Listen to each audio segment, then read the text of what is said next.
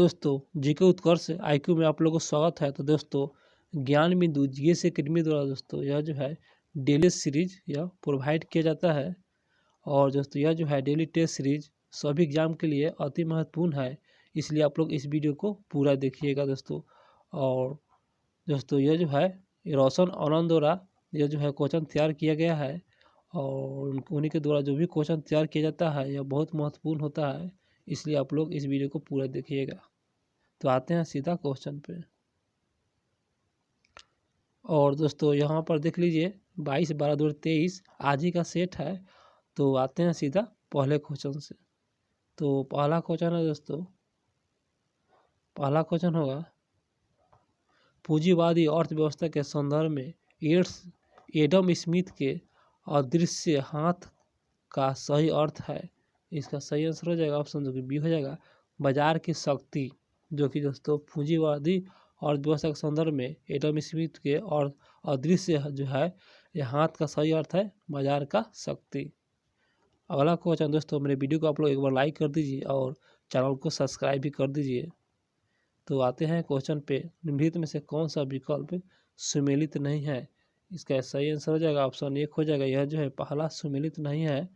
और बाकी को देख लेते हैं, जो कि ए नंबर जो सुमेलित नहीं है। तो बी को देखते हैं, सुमेलित को देख लेते हैं। शिक्षक अधिकार अधिनियम 2009 ये सही है। और वन अधिकार अधिनियम 2006 याद रखिए दोस्तों, बहुत इंपॉर्टेंट यह क्वेश्चन है। और सूचना का अधिकार 2005। फिर से रिपीट कर दे रहे हैं दोस्तों, यह जो है शिक्षा का अधिकार 2009 हो जाएगा और वन अधिकार अधिनियम 2006 और सूचना का अधिकार 2005। आते हैं अगले क्वेश्चन पे दोस्तों। अभी तक मेरे चैनल को सब्सक्राइब नहीं किया है तो कर लीजिएगा। इस तरह दोस्तों डेली टेस्ट सीरीज प्रोवाइड किया जाता है इस चैनल पे, तो इसलिए आप लोग मेरे वीडियो को लाइक भी कर दीजिएगा और चैनल को सब्सक्राइब भी कर दीजिएगा। तो क्वेश्चन होगा, यदि किसी अर्थव्यवस्था में 1995 के प्रारंभ में राष्ट्रीय आय 15 करोड़ हो और वर्ष के अंत में राष्ट्रीय आय 18 करोड़ हो जाए तो समृद्धि दर कितना होगा। इसका सही आंसर हो जाएगा ऑप्शन डी 20% होगा।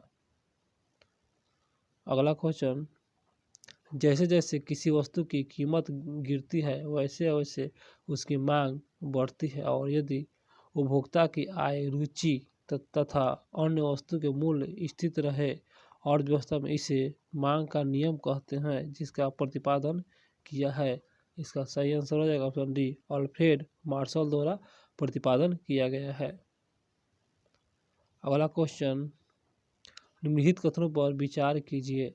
तो इस प्रकार इसका जो आंसर हो जाएगा सी हो जाएगा दोस्तों, सब दोनों कथन ही सही है। तो पहला कथन, वस्तुओं में उपयोगिता का सृजन करना जो कि उत्पादन कहलाता है, जो कि सही है। वस्तुओं में उपयोगिता का सृजन करना वह उत्पादन कहलाता है।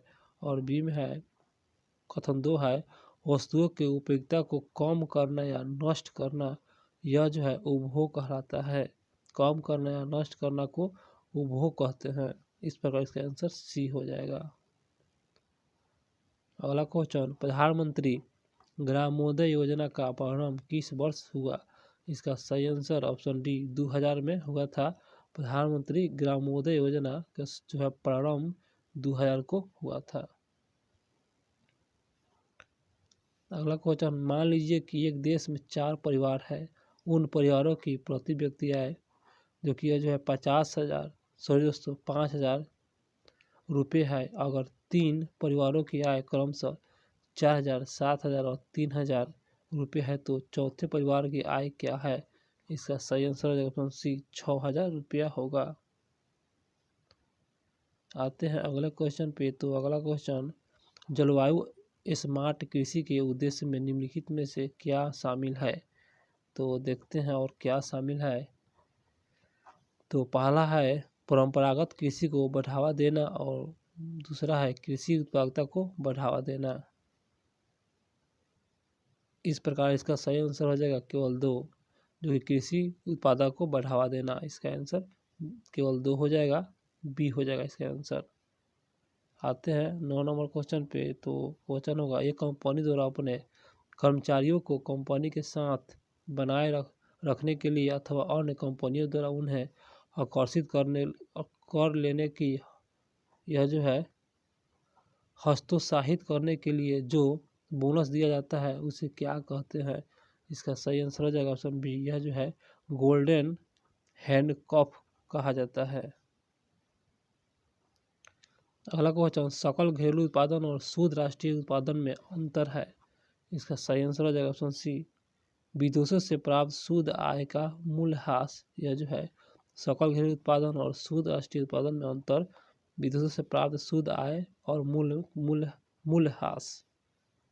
अगला क्वेश्चन 11 नंबर क्वेश्चन पर आते हैं। तो यह जो है ओकुन का नियम किसके बीच समाहित बताता है? इसका सही आंसर हो जाएगा ऑप्शन यह डी हो जाएगा, आर्थिक दिवस और बेरोजगारी के बारे में बताता है। आर्थिक दिवस और बेरोजगारी, ओकुन का नियम। आते हैं अगले क्वेश्चन। तो अगला क्वेश्चन, निम्नलिखित कथनों पर विचार कीजिए और सभी कथन को देखिए। तो पहला कथन, ऐसे व्यक्ति जो बाजार में प्रचलित मजदूरी दर पर कार्य करने के लिए तैयार है और उन्होंने रोजगार नहीं मिलता, उन्हें यह जो है अनैच्छिक बेरोजगारी कहते हैं, जो कि सही है। यह जो है अनैच्छिक बेरोजगारी कहते हैं। पहला कथन सही है दोस्तों, और इस प्रकार पहला ही कथन सही है और दूसरा कथन गलत है, और दूसरा कथन को नहीं देखेंगे, इसका आंसर 1 हो जाएगा। पहला कथन सही है। आते हैं 13 नंबर क्वेश्चन पर। तो भारत में निर्धारता रेखा निर्धारण का पहला आधिकारिक प्रयोग, भारत में निर्धारता रेखा निर्धारण का पहला आधिकारिक प्रयास योजना आयोग द्वारा किस वर्ष किया गया? तो इसका सही आंसर हो जाएगा ऑप्शन 1 हो जाएगा, 1962 में दोस्तों किया गया था। अगला क्वेश्चन, किसान क्रेडिट कार्ड के आधार पर लिए गए ऋण, जो कि ऋण जो है ऋण का भुगतान ठीक समय पर कर दिया जाए तो ऋण पर प्रभावी ब्याज दर कितना प्रतिशत देना पड़ता है? इसका आंसर डी हो जाएगा, मात्र 4%।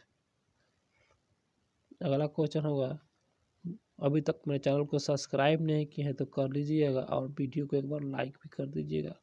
जमीन की माप हेतु बीघा इकाई कितने एकड़ के बराबर होता है? जो कि बीघा इकाई, इसका सही आंसर बी हो जाएगा, 0.619 एकड़, 0.619 एकड़। अगला क्वेश्चन, अर्थव्यवस्था में अत्यधिक मुद्रास्फीति के समय आरबीआई, जो कि सीआरआर को दोस्तों यह जो है सीआरआर को जो है ना यह बढ़ा देता है। इसका आंसर 1 हो जाएगा। अगला क्वेश्चन, बैंक बोर्ड ब्यूरो की स्थापना कब हुई? इसका आंसर 1 हो जाएगा, 1 अप्रैल 2016 को किया गया था, जो कि यह जो है बैंक बोर्ड ब्यूरो का स्थापना 1 अप्रैल 2016 को। अगला क्वेश्चन, कंपनी एक्ट 2013 के अनुसार निजी कंपनी जो कि निर्देशकों की अधिकतम संख्या कितनी हो सकती है? इसका सही आंसर हो जाएगा ऑप्शन डी, 15 हो सकती है। कंपनी एक्ट 2013 के अनुसार निजी कंपनी जो है ना निर्देशकों की अधिकतम संख्या बताना है, मात्र 15 हो सकता है। आते हैं अगले क्वेश्चन पे। तो दोस्तों अगला क्वेश्चन होगा, निम्नलिखित कथनों पर विचार कीजिए। तो पहला कथन और दूसरा कथन है, दोनों कथन को देख लेते हैं। तो पहला कथन है, डिबेंचर तथा बॉन्ड दोनों ही वित्त बाजार एक ऋण पत्र है, जो कि पहला कथन दोस्तों सही है। यह जो है डिबेंचर और बॉन्ड ये दोनों वित्त बाजार का ऋण पत्र है, और इस प्रकार पहला ही कथन सही है। इसका आंसर 1 हो जाएगा। अगला क्वेश्चन, साख निर्धारण करने के वाली निम्नलिखित में से कौन सी संस्था भारतीय है? जो कि साख निर्धारण करने वाली जो कि संस्था भारतीय बताना है। इसका आंसर डी हो जाएगा, क्रिसिल है, ये जो कि साख निर्धारण करता है, क्रिसिल। अगला क्वेश्चन, अंतर्राष्ट्रीय व्यापार और विश्व मंदी का अध्ययन होता है। इसका आंसर जो कि बी हो जाएगा, यह जो है समष्टि अर्थव्यवस्था, जो कि अंतर्राष्ट्रीय व्यापार तथा विश्व मंदी का अध्ययन समष्टि व्यापार यह जो होता है। अर्थव्यवस्था के किस क्षेत्र को अर्थव्यवस्था के उत्पादक के साधन का स्वामी मालिक माना जाता है? इसका आंसर दोस्तों बी हो जाएगा, यह जो है हाउस होल्डर सेक्टर को कहा जाता है। अर्थव्यवस्था के किस क्षेत्र को अर्थव्यवस्था में उत्पादन के साधन का स्वामी, तो हाउस होल्डर सेक्टर को कहा जाता है। अगला क्वेश्चन, अन्य बात समान रहने पर जब मांग में पूर्ति अपेक्षा कम वृद्धि होती है तब वस्तु के संतुलन कीमत क्या प्रभावित पड़ता है। इसका सही आंसर हो जाएगा 1, संतुलन कीमत जो कि अवश्य घटेगी। आते हैं अगले क्वेश्चन पे। तो अगला क्वेश्चन, निम्नलिखित में से कौन सा कथन जो कि सत्य है और सत्य कथन को चुनना है। डी हो जाएगा सभी सत्य है। जो कि मनुष्य की आवश्यकता अनंत होती है, ये सही है। और साधन सीमित होता है। और यह जो है दुर्बलता की समस्या चयन को जन्म देता है। दुर्बलता की समस्या को चयन को जन्म देता है, सही है। साधन जो कि सीमित होता है, ये भी सही है। मनुष्य की आवश्यकता जो कि अनंत होता है। अगला क्वेश्चन, उपयोगिता का संबंध बताना है। संबंध होता है, इसका सही आंसर हो जाएगा ऑप्शन बी हो जाएगा मानवीय आवश्यकताओं के संतुष्टि। ये जो है उपयोगिता का संबंध मानवीय आवश्यकताओं की संतुष्टि से यह संबंध है, उपयोगिता की संबंध। आते हैं दोस्तों अगले क्वेश्चन, भारत के किस पड़ोसी देश ने सौर ऊर्जा के उपयोग को बढ़ाने के लिए IEA साथ समझौता ज्ञापन पर हस्ताक्षर किए। तो आते हैं सीधे ऑप्शन पे। दोस्तों यह जो है यहाँ पर दोस्तों है 26 नंबर क्वेश्चन है और इसका जो सही आंसर हो जाएगा ऑप्शन जो कि यह डी हो जाएगा बांग्लादेश। अगला क्वेश्चन, किस देश ने 27 साल प्राकृतिक गैस आपूर्ति सौदे के लिए चीन के साथ समझौता की है। इसका सही आंसर हो जाएगा डी, कतर ने किया है। 27 साल के प्राकृतिक गैस आपूर्ति सौदे के लिए चीन के साथ समझौता किया है कतर। अगला क्वेश्चन होगा दोस्तों, यह करेंट अफेयर्स है, इसमें कुछ करंट अफेयर्स भी है, इसको भी देख लीजिए, एग्जाम की दृष्टि से अति महत्वपूर्ण है।